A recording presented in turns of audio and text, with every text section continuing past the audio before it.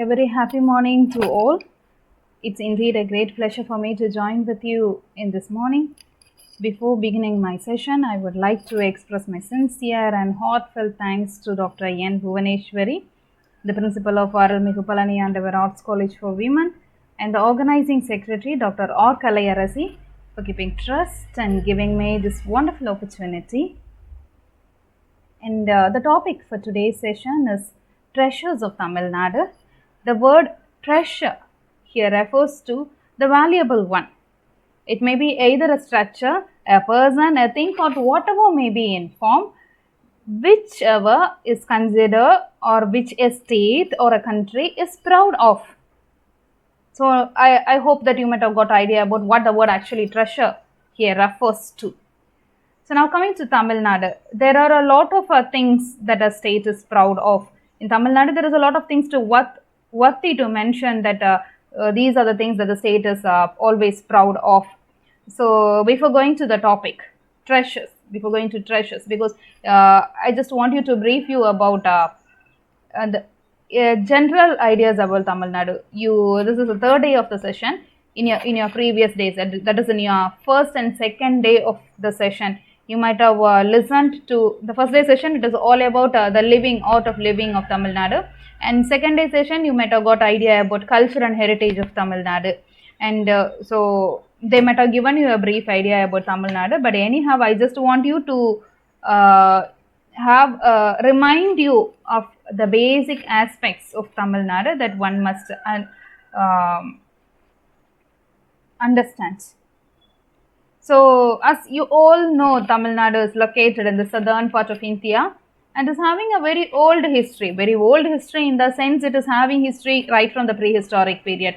That is, there are archaeological evidences to prove that life existed in Tamil Nadu even during the prehistoric period. And we have Sangam age, the old history, the history of Tamil Nadu. It begins from the Sangam age. The tentative date is 300 BC to 300 AD. So that's a very big treasure. Its history is a treasure, a very good treasure of Tamil Nadu. So it is having such an old history. So here Sangam age, we have a lot of literatures which the state is proud of, which the state considered to be the big treasure. So there is a lot of Sangam literatures which it is considered to be a big treasure, and we can also say Tirukkural as a big treasure to the state because it is being translated into so many foreign languages which makes the country proud of. So that is also a big treasure, and this topic, treasures of Tamil Nadu, is closely associated with the previous sessions like art of living and cultural heritage. So it will also, because we consider culture as a heritage, culture as a treasure, and we also consider the living of the people, the way of living of the people, the traditional way of living of the people as a big treasure. So that is closely associated with the previous day sessions also.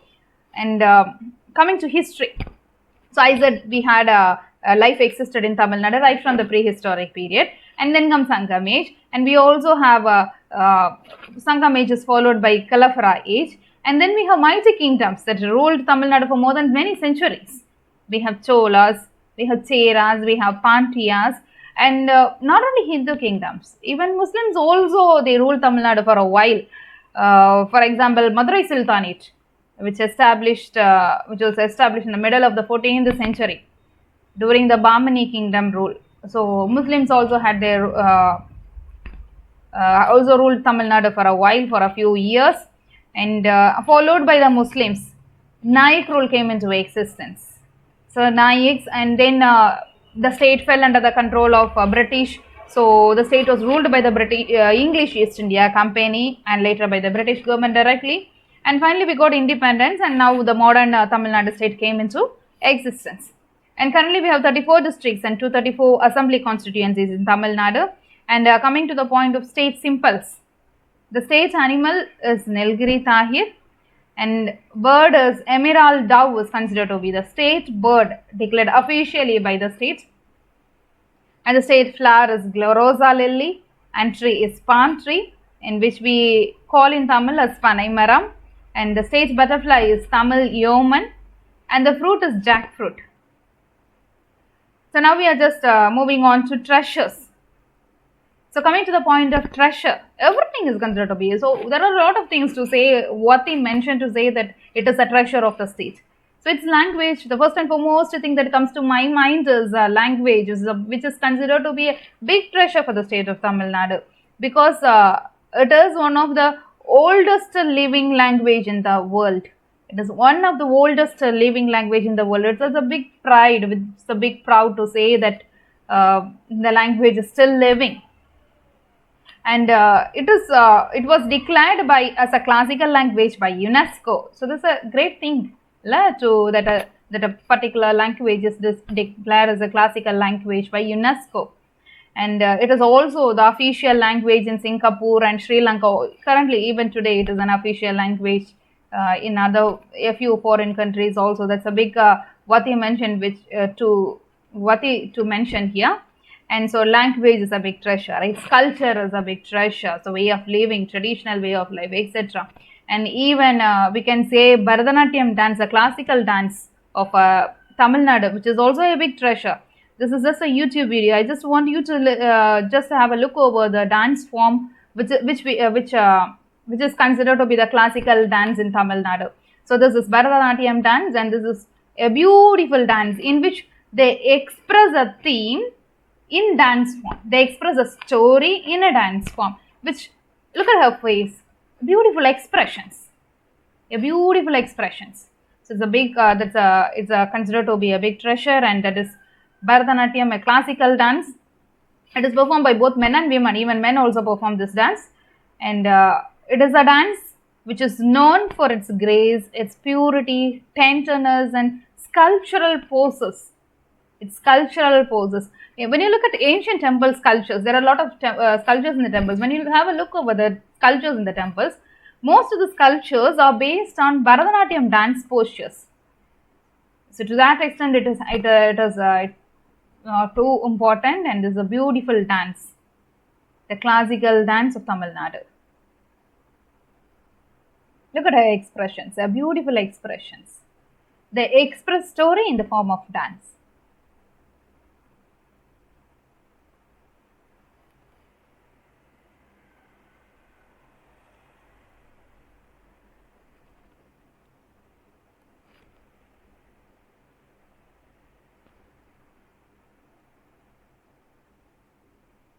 Okay, coming back to our point. So next we'll be having, we also will be looking at architectural treasures.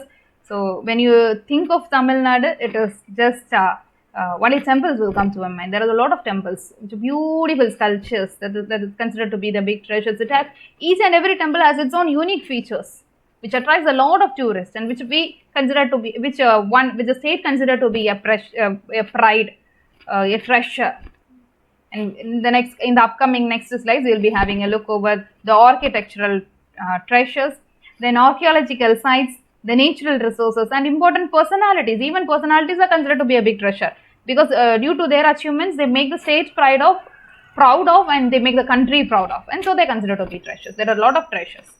So this is what we are just going to have a look over in this session. And let me move on to temple architecture.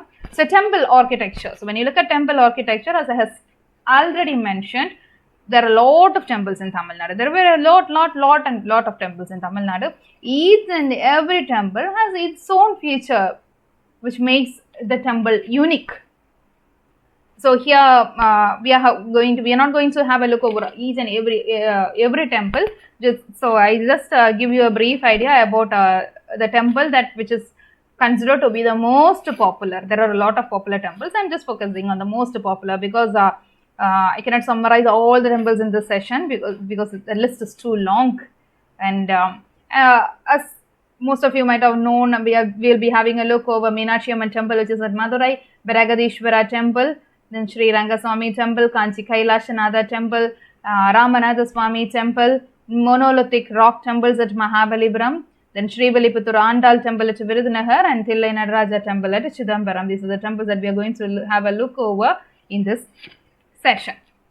And the first and foremost temple that we are going to look at is Meenakshi Amman temple. It is worthy to mention here.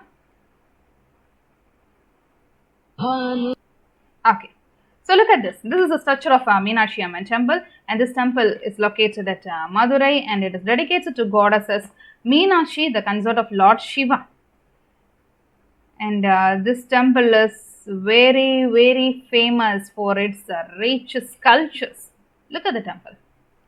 See, the whole gobra of the temple is decorated with a lot of sculptures. It is believed that there are nearly 33,000 sculptures in this temple. See how richly the temple is decorated with the sculptures. Everywhere there are sculptures. And each sculpture is made out of in a perfect way.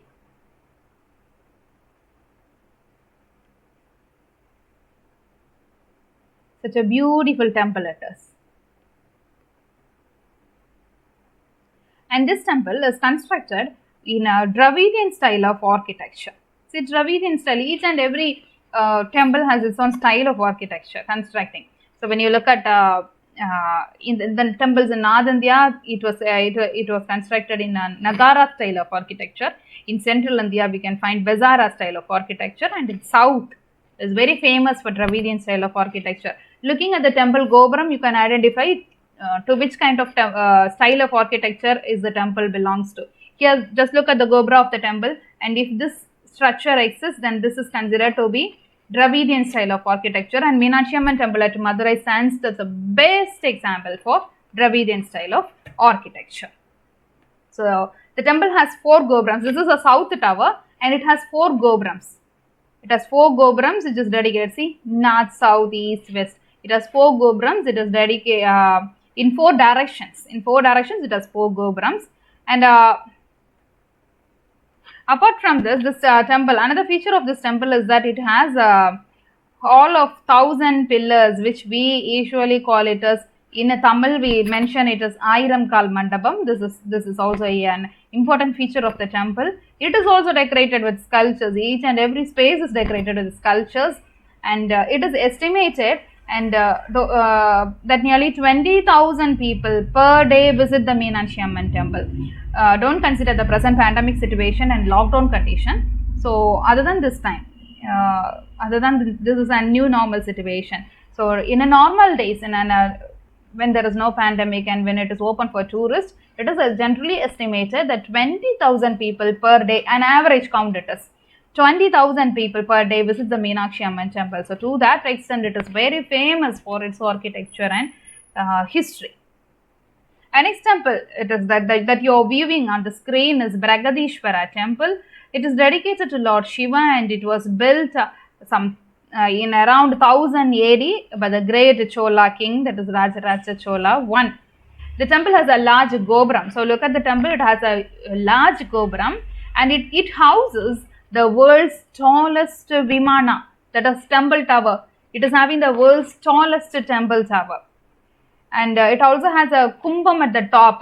You can see it on the top. There is a round like structure. That is a kumbam at the top, and inside the kumbam it weighs around, the kumbam weighs around 80 tons. It was approximately 80 tons. It's a great special unique feature of this temple.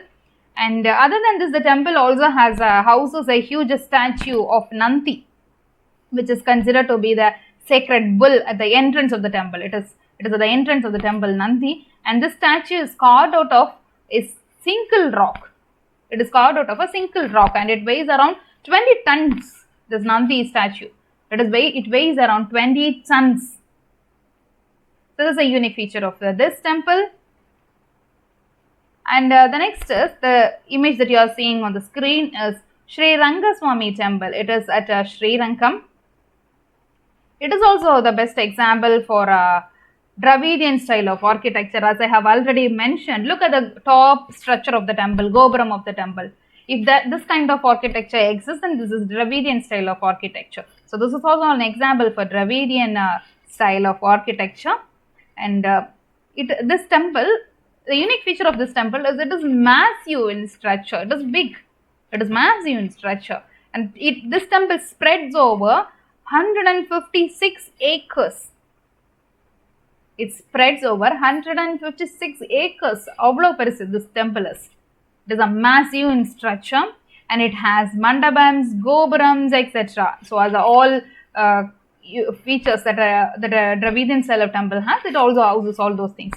So gopurams of this temple, that is temple tower, this temple tower, it has 21 huge gopurams. This temple has 21 huge gopurams. This is a unique feature. This is a great thing that this temple has. And to its credit, the Raja Gopuram of this temple is the second tallest temple tower in the world, which is rising to a height of 72 meters. Raja Gopuram is up to a height of 72 meters, and it is considered to be the second tallest temple tower in the world. And other than this, it also has nearly 800 old inscriptions, which mentions about different dynasties that ruled over Tamil Nadu. So it is a source of evidences. And this temple also houses fresco and mural paintings, wall paintings. There is a lot of fresco and mural paintings, and the walls of the temple are beautifully decorated with the paintings using herbs and vegetable dyes. The paintings, they used vegetables and herbs to paint out the walls of the temple, and even today it exists. And these are paintings. What content the paintings speak about is, it speaks about the culture and tradition followed in those times. It speaks about the culture and tradition. So the next temple is Kanchi Kailashanatha temple, and this is one of the earliest stone temple. This is one of the earliest stone temple in South India. It is built by the Pallava king Narasimhavarman, and in the center you have a pathway, and that center gateway is the main shrine, and other than that it has 8 shrines. Look at the left side of the temple, main entrance, you have 2 shrines, and count the shrines in the right side, you have 6 shrines. So altogether you have 8 shrines in this temple, and this temple is dedicated to Lord Shiva, and in this temple Shiva is worshipped in the form of lingam. And the most outstanding feature of the temple is that sculptures that cover almost every surface of the temple. So you can find sculptures, each and every surface of the temple is covered with sculptures. And this unique feature is found in all, most of the temples also. Most of the temple walls are covered with the sculptures, and here also you can find the temple is richly decorated with a lot of sculptures. And this is Ramanatha Swami temple at Rameshwaram. It is located in a beautiful location. Indeed, this temple is also dedicated to God Shiva, and in this temple it has 2 lingams, like Ramalingam and Vishwalingam is found in this temple. And this temple also has a hall of 1,000 pillars is also found here. The temple corridors is reputed to be the longest corridor in the world. That is the main feature of this Ramanatha Swami temple at Rameshwaram. This temple has the longest corridor in the world. The total length of the corridor is about 3,850 feet is the total length of the corridor in the temple. And next we are just going to have a look over monolithic rock temples. Here again I just want you to watch a video.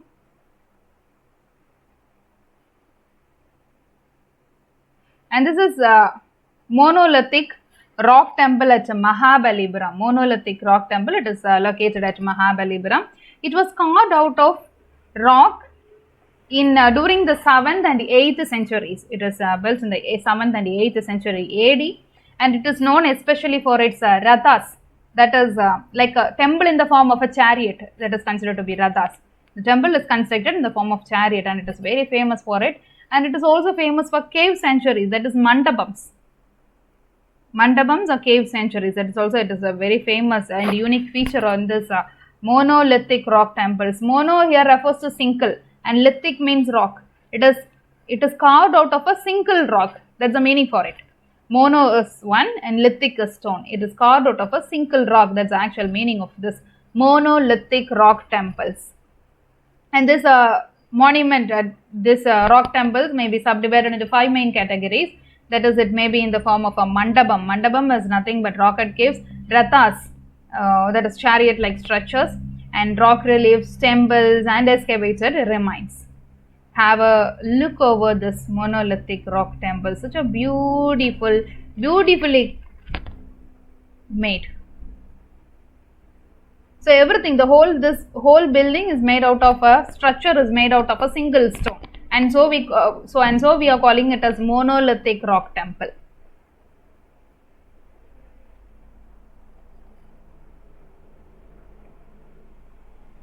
There's a lot of tourists visiting this place, so this is considered to be a very big treasure for the state.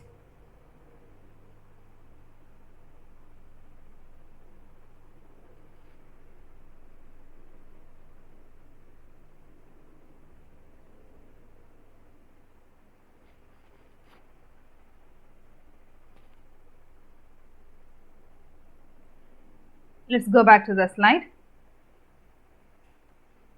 And next we can have a look over Sri Villiputtur Andal temple at Virudhunagar. And hope most of you might have got may know about its significance, because this temple Gopuram is found in all the official emblem as it is considered as the official emblem of the government of Tamil Nadu. This tower, the temple tower, is considered as the official emblem of government of Tamil Nadu. So this is very important. This is the unique feature of this temple, and it is considered to be, since it is considered to be a treasure, it is taken as an official emblem. So the official emblem of government of Tamil Nadu is the magnificent temple tower of this temple. This temple is dedicated to Hindu god Vishnu, and when you look at the main top structure of this temple, you can identify that this temple is constructed based on Dravidian style of architecture, and it is this temple Sri Villiputtur Andal temple. So looking at the name of the temple, you can understand that the temple is closely associated with the life of Andal. And this temple, another unique feature of this temple is that it houses rare Vijayanagar sculptures. Rare Vijayanagar sculptures are seen in this temple. And the very famous festival that is celebrated here is Alvar Utsavam, celebrated as an important festival in this temple. And next temple that you are going to look at is Chidambaram Nadaraja Swami temple. So Nadaraja Swami temple. So looking at it, I guess you would have understood about its unique feature or significance. And this temple is also dedicated to Lord Shiva. It was constructed during 10th century AD, and this temple has 5 main halls or sabhas. Namely, it has Kanaha Sabha, Sis Sabha, Nritta Sabha, Deva Sabha, Raja Sabha, and these are the 5 sabhas that the temple has. It is important in this temple. And here when you look at this temple, Nadaraj happens to be one of the most momentous form of Lord Shiva. And so that's a unique feature of this temple. And with this temple, we are just closing our look over the temple, because most of the temples have the same unique features like the Gopuram and others. We have a lot of temples. I'm just highlighting the most important, which is considered to be most important for its features. And these temple big treasures. Tamil Nadu is very famous for temple architecture.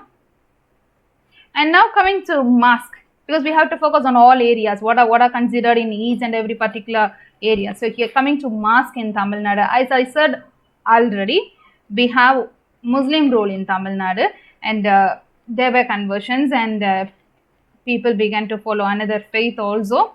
And here the most famous Muslim architecture, it is a different kind of architecture. From a temple to a mosque, look at the architectural difference. It is entirely different type of architecture, and it is considered to be a big treasures. And this is a very famous Jama Masjid in Kanchipuram, and it is located in the center of Kanchipuram. It was built by Sultan Ahmad Shah. It was built by Sultan Ahmad Shah in 1423 AD, and it when you look at the style of architecture, as I already mentioned, it is quite a different style of architecture. It seems to be the best example for a blending of Hindu and Muslim style of architecture. It is a blend of both Hindu and Muslim style of architecture. and this mosque it is supported with 260 pillars, 260 pillars, and it has 15 domes at varying elevations with a different elevation, but it has 15 domes also to its credit. And next is Goripalayam Dargah at Madurai. So this is Goripalayam Dargah at Madurai, and it houses the tombs of it houses the tombs. It houses the tomb of two Muslim rulers of Madurai. That is Madurai Sultanate. I have mentioned that there Madurai Sultanate existed, and here this Dargah at Madurai houses two tombs of famous Muslim rulers. They are Hazrat Sultan Alauddin Badshah and Hazrat Sultan Shamsuddin Badshah. So it has two tombs here, and the most striking feature of the mosque is its dome. Its dome is the most striking feature, and it is made of a single piece of stone, which is 20 feet in height and 70 feet in diameter. So that's the most important feature in this mosque. And next mosque that we are going to look at is Hazrat Nadavali Dargah at Tiruchirappalli. It's a very famous mosque, and it is Dargah. It is dedicated to Saint Nadarvali, and it is one of the major pilgrim center for the Muslims in India, and it has a beautiful 70-foot dome which was built by Muslim king Chanda Sahib, and it was surrounded by minarets. It is surrounded by minarets also. That's an outstanding feature. That's a unique feature of this mosque. And the next mosque that you are going to look at is Kazimar Big Mosque at Madurai. You can find a lot of important mosque in Madurai, because Madurai Sultanate once existed in Tamilnadu, and this is the oldest mosque in Madurai city. Oldest means that this is the first place of worship for the Muslims in Madurai. This is the first place. So this is important, and this is the oldest mosque in Madurai city. It is constructed around 1284 AD. The next mosque that is very famous is Valaja Mosque. It is at Chennai. It is located at Chennai. So Valaja Mosque. It is also known as Big Mosque. Periyapalli அப்படின்னு சொல்லுவாங்க. It is also known as Big Mosque in Chennai. It was built by Muhammad Ali Valaja, and so we call it as Valaja Mosque. And it is a blend of three different type of architecture, and it stands as a great example for Indian, Islamic and Iranian architecture. As I said earlier, it is a blend of three different styles of architecture. That is Indian, Iranian and Islamic style of architecture. So it is a combination of three different styles of architecture, and it is made out of grey colored granite. They used grey colored granite to make this mosque. So with this mosque comes to an end. So we have seen about the most famous mosque in India. Now we are in Tamil Nadu, and now we are entering into churches in Tamil Nadu that which the people considered as a big treasure in the state. So churches, when I just thought about our churches, the first and foremost church that came to my mind is the Basilica of Our Lady of Good Health, Velankanni. So Velankanni Church, it is very famous. It attracts pilgrims from throughout the world. You can see a lot of pilgrims are visiting this place, and this is a look. This is a view of the church.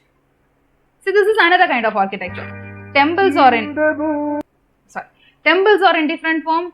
Mosques are in different style of architecture, and here churches are in another form of style. So this is a Roman Catholic church. It is very famous for many miracles that took place around the site of Basilica.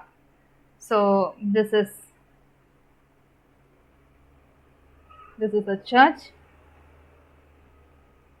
and it is a famous pilgrim center in India. There is a lot of tourists. Every time you can find many tourists visiting this church. And originally it was built as a chapel by the Portuguese sailor. It was just a small chapel, like in a school you can see a chapel. So it's a small chapel it was built, but later, since many miracles took place in and around this place, this temple was got expanded. and it was built in Gothic style of architecture. This is the best example for Gothic style of architecture. See, this way of construction is Gothic style. So this is Gothic style of architecture. This is a 360-degree view of the church. And this is the main entrance. This is how. This is from where you can enter. And there are, since it is a tourist spot, you can find a lot of shops over here.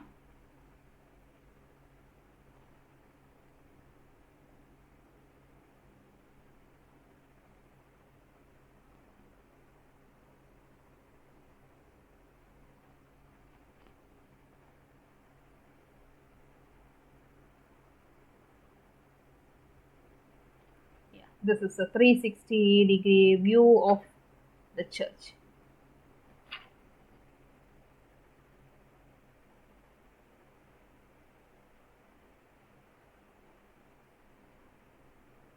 This is the main entrance of the church. See, such a beautiful structure. It is built in a Gothic style of architecture and place of worship for the Roman Catholics. The next church that we are going to look at is Santom Cathedral at Chennai.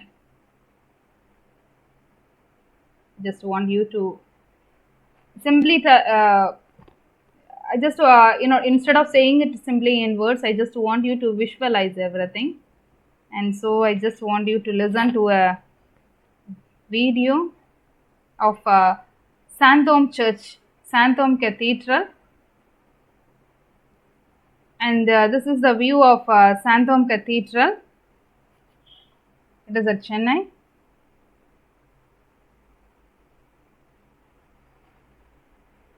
Yeah, a big church. It is again a Roman Catholic church. It was built in honor of Saint Thomas. And it is one of the 3 churches in the world that has been built on the tombs of the apostles. It is a church which is built above the tomb of an apostle. So you can find a tomb here. It is one of the 3 churches in the world. One of the 3 churches in the world. See, this is a tomb chapel, St. Thomas tomb. So this is a very unique feature of this church. It houses a tomb. It is only 3 churches are there which was constructed above the tombs of its apostles, and this is one among them in the world. So you can see an inscription which mentions about, not an inscription, so just a writing. In Portuguese who arrived in India in 1500 AD. For trade purpose they arrived in India around 1500 AD, and they found the tomb of St. Thomas. So after only the Portuguese took steps to build a church over the tomb of St. Thomas, and this is the history of the church. So such a massive structure it is, a big church and a very famous Catholic church in Chennai, which is a world famous one. Look at the style of architecture. It is quite different from temple architecture. It is built in Portuguese style of architecture.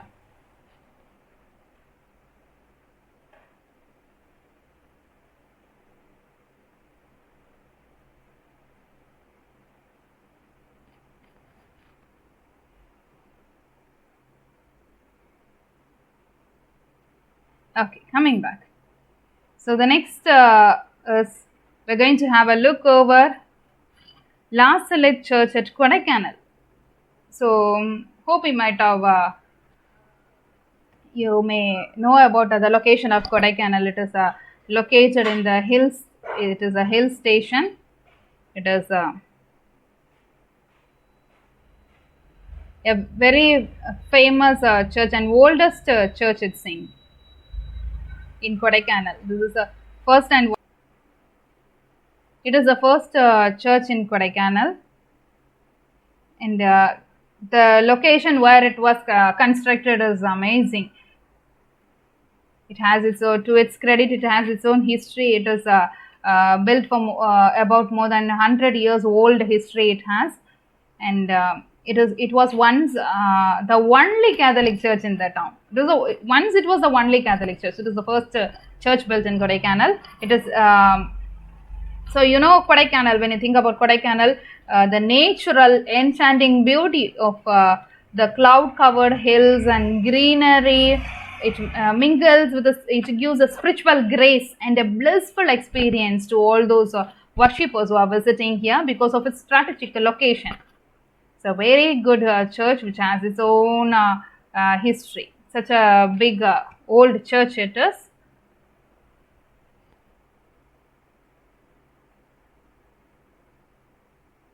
Okay, so coming back, that's just a YouTube video, and I just why I chose those videos is because you must visualize only. You can understand anything only when you see it as when you visualize something. Okay, so here the next church that we are going to look at is Our Lady of Snows Basilica, Tuticorin. So it is in Tuticorin Church. So it was built to strengthen the faith of converted pearl fishery coastal area indigenous people. So this Tuticorin is very famous for pearl fishing. So this fishery people, pearl fishery people living in the coastal area, they got converted in mass numbers to Christianity. So in order to strengthen their faith, the Portuguese constructed this church. It is a living church as a best example for Catholic Church in India, very famous Catholic Church in India. It has its own unique architectural style. And the next is a different, it is this church, Kapal Mada Church. So this church is very famous for its the style of architecture, the way in which it was designed. It is famous for. So it is very famous for its architectural design. It was constructed in the year 1974. Originally, before 1974, originally this there is another church in the same spot. The original church got damaged by sea erosion. You can find in the picture that it is located near to the sea. And because of sea erosion, the original church got damaged. And so the people planned to construct a new church. And this is a new church which was constructed in the form of a ship carrying an aeroplane. You can see a ship carrying an aeroplane. It was designed in that way. It is because of its remarkable architecture this church is very famous for. So it is a seaplane architectural design, a fascinating architecture attraction which attracts a large number of tourists to this spot. A large number of people, whoever visits Tirunelveli, they will have a look or they will visit this church because of its architectural design. And so far we have looked into, we had a look over the temple, mosque and church, which are considered to be church architectures, how it is quite different from each one another, and those treasures, those are considered to be big treasures of Tamil Nadu. And now we are just moving on to other architectural structures. Other than the place of worship, there are other architectural structures which is quite important in this state. So the first thing is Victory War Memorial, and as the name signifies, it is a war memorial. It was built, originally it was built to celebrate or to honor the victory of Allied armies during the First World War. In the World War I, it was built to honor the victory, to celebrate the victory of Allied armies, and later after the First World War, it was built in order to honor the memory of soldiers who died in the Second World War. So it was built in the Madras Presidency to remember all those persons who lost their lives in the Second World War. And the next is Fort St. George. It was built by the British East India Company in 1640 AD. It houses the famous St. Mary's Church is found inside this fort. St. Mary's Church is found inside this fort, and the building houses the current Tamil Nadu State Legislative Assembly, and the Secretariat office is found inside this church. Inside this fort. And next is Valluvar Kotam. This is a less known structure, Valluvar Kotam. It was built in 1976 AD and is dedicated to the famous Tamil Nadu poet Thiruvalluvar. So that is that's why it got its name as Valluvar Kotam, Thiruvalluvar, that name. And it has a 40-meter tall temple chariot, which is the main feature of the site, and is made up of 3,000 blocks of stones. It is made up of many blocks of stones, and the numbers are around 3,000. It is supported by 4 wheels. You can see it is supported by 4 wheels, each measuring up to 11 feet in diameter and 2 feet in thickness. And why it is called as Valluvar Kotam is the 1330 verses from 133 chapters of Valluvar's Thirukkural are engraved on the walls of this corridor. This is Valluvar Kotam. And next is Varaha Cave Temple. So it is a cave temple, and it is known for 4 carvings of Lord Vishnu, goddesses Gajalakshmi, Lord Trivikama, and goddesses Durga. So it is very famous for these carvings. And this hilltop temple, it is located in a hilltop, has a very good rocket formation that is considered to be a very fine example for sculpting work done by the Vishwakarmas of that century. So very fine cave temple. So Varaha Cave Temple. And the next is Thirumalai Nayakar Mahal, that most of you might have seen this Thirumalai Nayakar Mahal. It is very famous. So even today you can visit this Mahal. It is very famous for its architectural style, and it was built in around 1636 AD in the city of Madurai by the very famous Nayak king. It is Thirumalai Nayak. It depicts the perfect blend of Dravidian and Rajput style of architecture. It is a blend of both the Dravidian and Rajput style of architecture. And the next you can find Samanar Malai. It is a Jain hill, Jain cave hill. So Samanar Malai. It is the location of this hill is about 12 kilometers away from Madurai. And it is a beautiful blend of nature with history. It is located in a strategic location, so very good location, nature with history.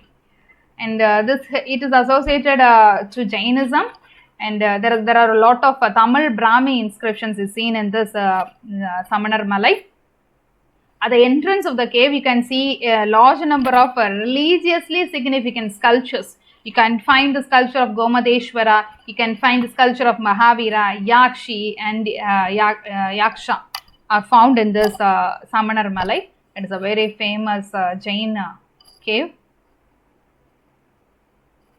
The next is Lord Ripon building. Lord Ripon, you all may remember, you all may have, I hope you might have have knowledge about Lord Ripon.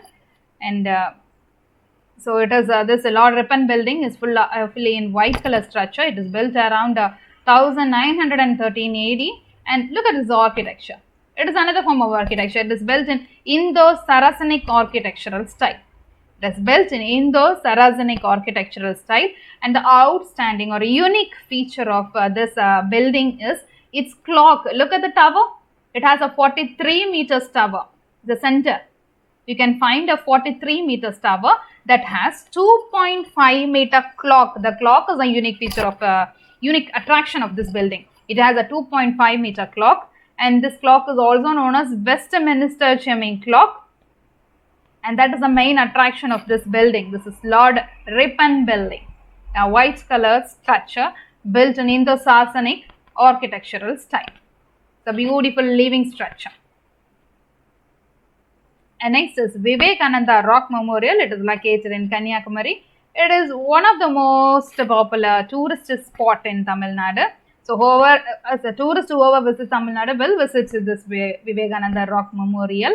And whenever you visit this memorial, there will be a big queue to visit this place. So it is a very famous monument, and it was built to honor the visit of Swami Vivekananda, who visited Kanyakumari, and he meditated in this rock for 2 days. So in order to honor that, in order as a memory of this, it was built. So this is also a famous treasure.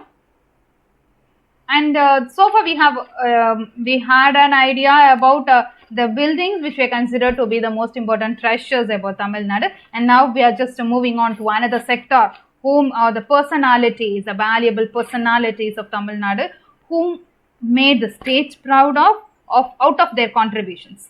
And out of their contributions, they made the country proud of. So we are always proud of those personalities.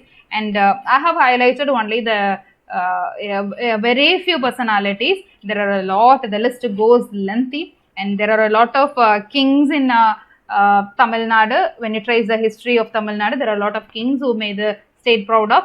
Even then, I have focused on the current scenario, the valuable personalities from Tamil Nadu who made the country proud, who increased the prestige of the country in the world scenario. So you can have a look over it. And these personalities are from Tamil Nadu who made India proud of, out of their contribution. So M.S. Swaminathan, and he is considered to be the father of Green Revolution. Mahesh Bhubati, the first Indian to win a Grand Slam title in the mixed doubles event at the 1997 French Open. And next is Indra Nooyi, one of the most powerful women in the world. She is the first Indian origin global leader of PepsiCo. And C.V. Raman, he is an Indian physicist. He won the Nobel Prize for Physics in 1930, only because of his contribution. And A.R. Rahman, the Indian film composer, singer and songwriter, he received a lot of awards, and among them Padma Bhushan. He received the Padma Bhushan award by the Indian government. And APJ Abdul Kalam, you all know, he is an Indian scientist who was the president of India from 2002 to 2007. And next is Vishwanathan Anand, Indian chess grandmaster and former world chess champion.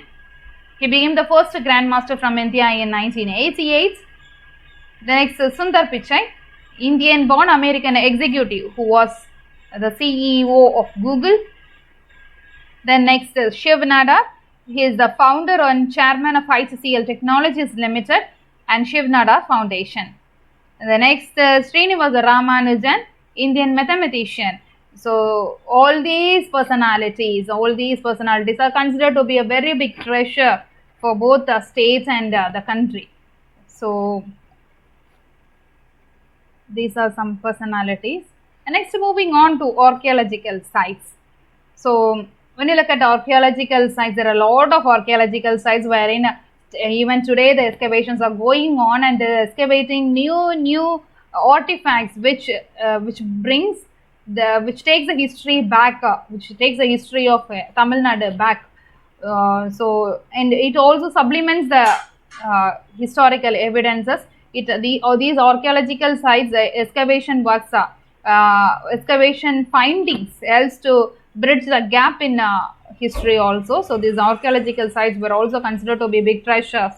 And a few places archaeological sites were highlighted: Korkai, Aanaimalai, Tondi, Gangaikonda Cholapuram, Alagangulam, Kodumanal, Poompuhar, Mankulam, and Keeladi. And I haven't mentioned about Adichanallur. Adichanallur is also an important archaeological site. And Keeladi excavations, it is an ongoing process. So all these archaeological sites are also considered to be a very big treasure for the state, a very big treasure for the state, because of their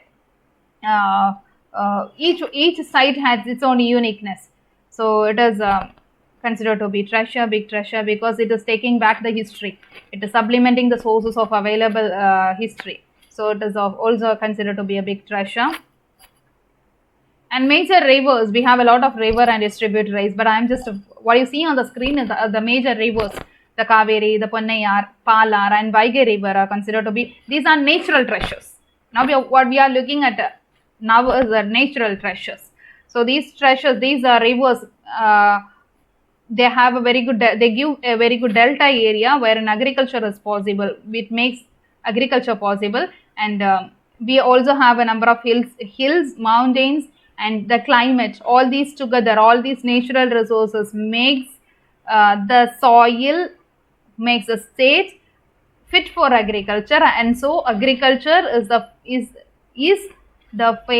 major occupation of the people in the state. So agriculture, because of the natural treasures found in Tamil Nadu, that is like rivers, mountains, and the climate, It is having extreme good tropical climate, which makes the soil very fertile, and so the soil is fit for agriculture, and the state is having agriculture as its major occupation and doing agriculture in an extensive scale. Then mountains, because we have the western and eastern Ghats passing through this state, so we have a large number of mountains here: Nilgiris, Anaimalai, Palani, Meghamalai, Dotabetta, Velangiri, Swami Malai, then Kodaikanal, Ooty. All these hill stations and mountains also considered to be a big treasure for the state. And these places, while visiting these places, you will get refreshed visiting these hill stations. So it is also considered to be a treasures, because not only as a natural treasure, as a tourist spot, it gives a lot of income to the state. So it gives a lot of income to the state. So it is an from economic side also, it is a big treasure for the state. And beaches, we have, once when you close your eyes and think about beach in Tamil Nadu, you will just remember about Marina Beach. So it's an important beach in Tamil Nadu.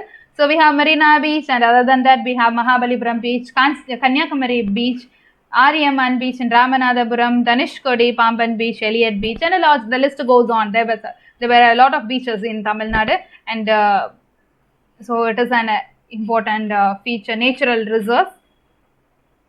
And the state is also very famous for Siddha medicines. As I said earlier, we have a lot of hill stations, right? So in these hill stations, we can find a lot of herbs and many medicinal plants.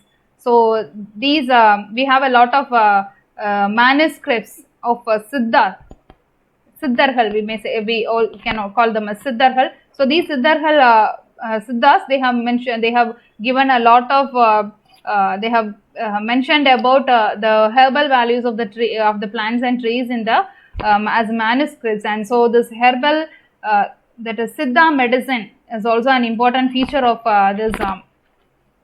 the state. And this is thus the spiritual scientists. They are considered to be spiritual scientists of Tamil Nadu, and they are the founding fathers of the scientific system of Siddha medicine. Even now, there are those for every diseases, Siddha medicines are also recommended. So Siddha medicines are considered, they are the founding fathers. These Siddhas are the founding fathers of the scientific system of Siddha medicine, and so that is noteworthy to mention. And these are the, I hope I have given you an overview of the important treasures that are found in Tamil Nadu. Other than that, there were a lot of natural resources, like the soil is a resource, and etc., climate and buildings, personalities, its history, culture, tradition. That's a major treasure, the culture and tradition. As you have already seen a session on cultural heritage, I did not focus much on the culture and tradition. So that is also a big treasure. The way of living of the people, the traditional way of living of the people, their dressing style, etc. These are the unique, big treasures of the state of Tamil Nadu.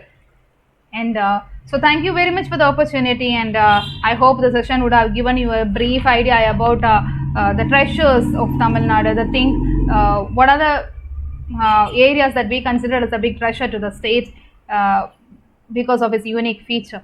And I hope the session would be of useful and one to each and everyone those are listening to me. And I could understand that you all may have doubts, a lot of doubts with regard to the treasures of Tamil Nadu. If you have any doubts, feel free to text me in WhatsApp, or you can send it to my email ID also. My WhatsApp number is projected on the screen, 7708734535. And you can also send